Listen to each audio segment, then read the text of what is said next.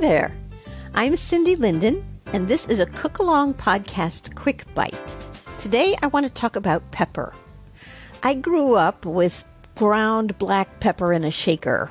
I didn't care for it much. I came of age during the larger the pepper grinder the server uses to season your dish, the more expensive the restaurant thing. When it became all the rage to grind your own peppercorns for both cooking and at the table, I joined the bandwagon. During all that time, I have never been a black pepper aficionado. I use it in cooking, but I don't add it to my food at dinner. I've recently found a type of pepper that I really do like, and I'm learning to experiment with it, using more pepper than I ever have before, although still not at the table. As a cook, I guess I decided it was time for me to learn more about peppercorns, and it's pretty interesting stuff. We're all probably aware that pepper has played a big role in world history.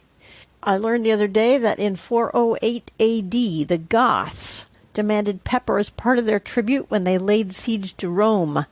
And later, pepper was traded ounce for ounce with gold. You got that?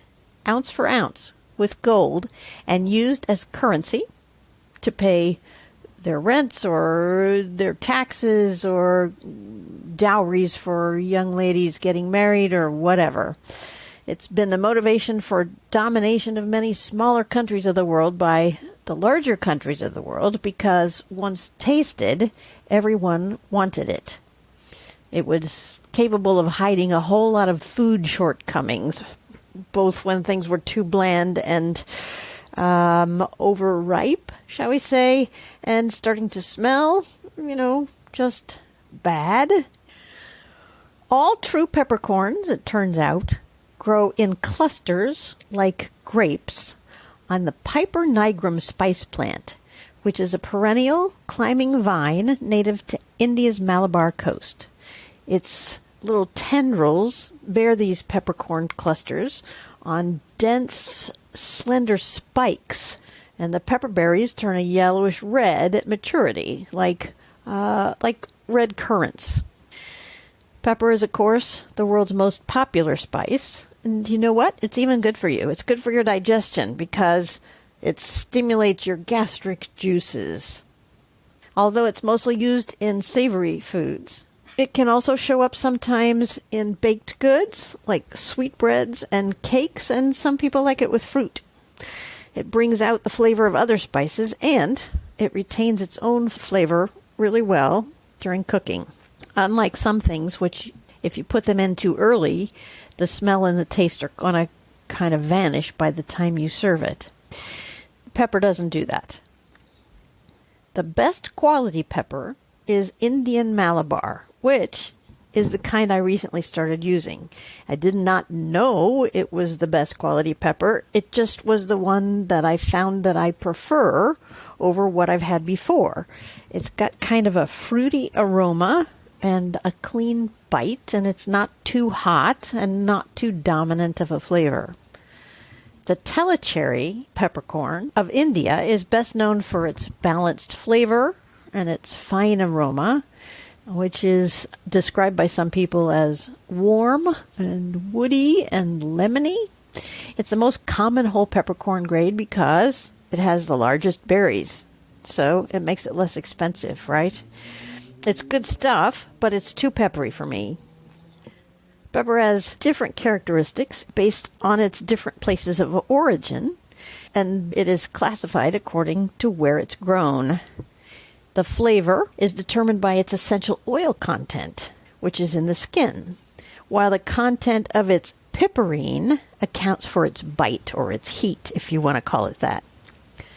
And as I said, the pepper vine produces all true peppercorns, but they are sold in 3 different variations, I guess I should say that. Obviously, the most used is black pepper. For black pepper, the berries are picked while they're still unripe. They're briefly immersed in boiling water, and then they're left to dry in the sun. Sun drying is preferred because if you dry them at high temperatures in artificial heat, some of the volatile oils are lost. And you don't want that because that's what makes them smell good. Within a few days of sitting in the sun, the skin shrivels and blackens to what we know and love. Black peppercorns are best cracked or ground just prior to cooking or serving so the flavor and aroma are still strong. Black pepper has, by the way, the strongest flavor of the three types. You may have come across green peppercorns.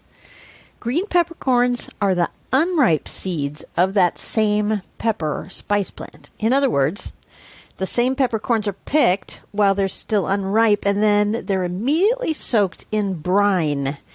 They come in two usual varieties, freeze-dried or air-dried.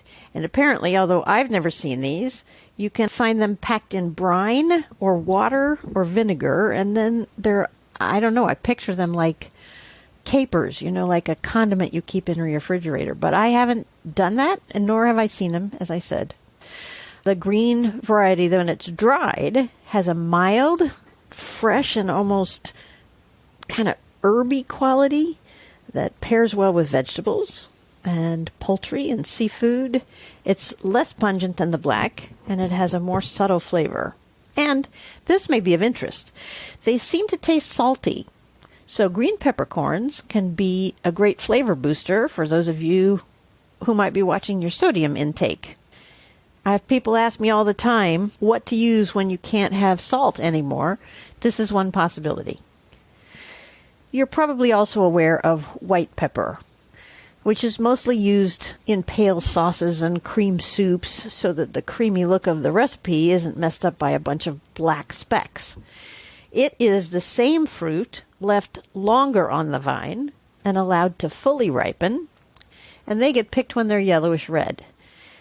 After they're harvested, the outer husk is softened by soaking and then left to dry and rubbed off in water or by a machine. And the skin is then removed and the berry is dried in the sun. Because they remain on the vine the longest, they're at the greatest risk of drying out before harvesting or being washed away by the rains. That's why you're often going to find that they're more expensive than the black or the green. White pepper has kind of a sharp bite, and as it ages, it gets stronger. It has less of the actual oil because the oil is in the skin, in which they rub off on the white ones. So even though the flavor is strong, with those oils missing, it does not have much of a smell. As I said, it's kind of sharp, but it has sort of a kind of sweetish afternote. But pay attention to this. It can develop kind of a musty smell and a musky flavor unless it's freshly ground. So it's best to grind it as you need it and do it on a fine setting on your pepper grinder. You might come across a couple of other types of peppercorns. There are pink ones, which are beautiful to look at. They are the fruit of a tree related to the cashew family, which is the Bayes rose plant. The plant is a native to South America, specifically Madagascar, and it's used more for the way it looks, because as I said, it's really pretty, than its taste. It has a kind of a tangy, sweet, but really delicate flavor. And the berries are imported through France, which is why they can be kind of expensive. Once upon a time, by the way, there was widespread controversy about the safety of pink peppercorns, but that's all old news. They're now approved by the FDA. You may also have heard someone talk about Szechuan peppercorns, which became a fad thing because they fizz on your tongue, and so young people were buying black Szechuan peppercorns for the fizz factor. They are spicy and fragrant flavor, but they're also not true peppercorns. They're an aromatic reddish berry with a black inner seed and kind of a peppery bite to them.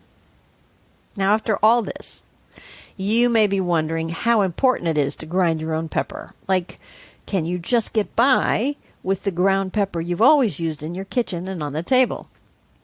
Well, I saw an issue of Cook's Country magazine in which they talked about doing a taste test. and 1 day old and freshly ground samples of black pepper had a strong peppery aroma and a complex, potent, fresh flavor, they said.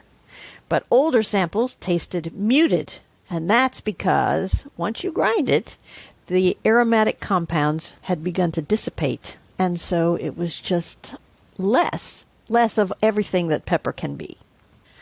Whole peppercorns, when they're freshly ground, deliver more flavor than pre-ground pepper, which loses its flavor fairly quickly. Whole peppercorns will keep for about a year, and ground keeps its flavor for only about 4 months. Okay, so let's talk about storage. Whole black peppercorns will keep up to a year in an airtight container, stored in a cool, dry place in your house. Green peppercorns will keep in an airtight container for about 6 months. White peppercorns maintain their optimal flavor for only about 1 month. Not good news for those of you trying to keep things backed up and stored in your pantry. Those time estimates all presume you didn't grind them in advance. I know all this information might be cause for some dismay because we've all got pre-ground pepper that has been sitting in various kinds of containers in our homes for far longer than 4 months. Honestly, I don't plan to change that. But it does help to know that when I use that stuff, I'm choosing convenience over flavor quality. It also means I will be grabbing my pepper grinder instead more often than I used to. If you enjoy my podcast and find this kind of information useful, it would be great if you would visit Ko-fi, that's ko-fi.com/the Cookalong podcast, to make a small donation toward the continuation of the podcast.